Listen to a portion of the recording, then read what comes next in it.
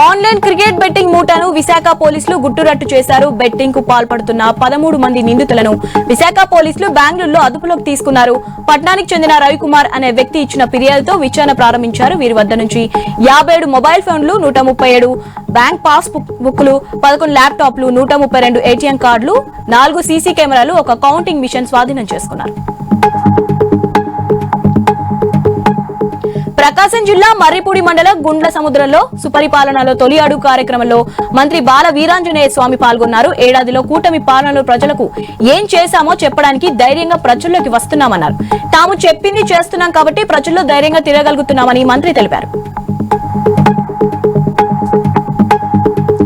గుంటూరు జిల్లా పొన్నూరు మండలం మన్నవ గ్రామ సర్పంచ్ బోనిగల నాగమల్లేశ్వరరావుపై కొందరు గుర్తు తెలియని వ్యక్తులు దాడి చేశారు.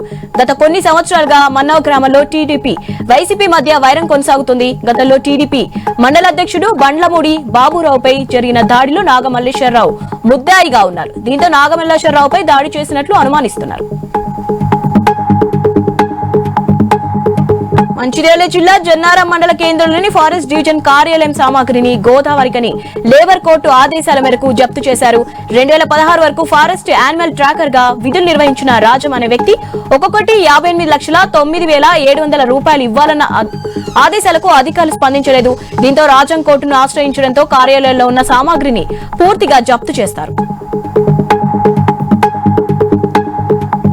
యాదాద్రి భువనగిరి జిల్లా తంగడపల్లి గ్రామంలో భువనగిరి డీసీపీ ఆధ్వర్యంలో రాచకొండ పోలీసులు కర్టన్ సెర్చ్ నిర్వహించారు. సరైన పత్రాలు లేని 60 ద్విచక్ర వాహనాలు, ఒక ఆటో, కారు, ట్రాక్టర్ స్వాధీనం చేసుకున్నారు.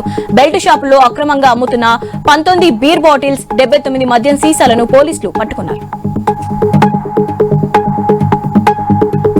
అనంతపురం అర్బన్ నియోజకవర్గంలో రుద్రంపేట పంచాయతీలో సుపరిపాలనకు తొలి అడుగు కార్యక్రమంలో పాల్గొన్న ఎమ్మెల్యే దగ్గుపాటి ప్రసాద్ తో ఓ మహిళ భావోద్వేగానికి గురైంది.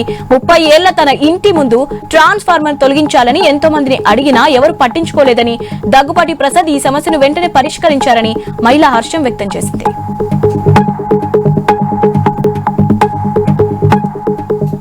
వరంగల్ జిల్లా ఓరుగల్లు శ్రీ భద్రకాళి దేవస్థానంలో శాకంబరి నవరాత్ర మహోత్సవాలు ఘనంగా జరుగుతున్నాయి. 9వ రోజు ఉదయం దీపక్తనం, సాయంత్రం కులసుందరి క్రమం అలంకరణలో అమ్మవారు భక్తులకు దర్శనమిచ్చారు. శుక్రవారం కావడంతో భక్తులు భారీగా తరలి వస్తున్నారు. ములుగు జిల్లా వెంకటాపురం మండలంలో ఛత్తీస్గఢ్ రాష్ట్రం నుంచి అక్రమంగా రవాణా చేస్తున్నట్టు నాటు సారాయి నిల్వలపై పోలీసులు కొరడా గులిపించారు. ఆటో, ద్విచక్ర వాహనంతో సహా గుడుంబాను స్వాధీనం చేసుకున్నారు. ఎవరైనా అక్రమంగా రవాణా చేసినా, విక్రయించినా చట్టపరమైన చర్యలు తీసుకుంటామని ఎస్ఐ కొప్పుల తిరుపతి హెచ్చరించారు. ప్రకాశం జిల్లా సింగరాయకొండ మండలం శానంపూడి కనుమల్ల గ్రామంలో ప్రభుత్వ అనుమతులు లేకుండా అక్రమంగా వెంచర్లు ఏర్పాటు చేశారు.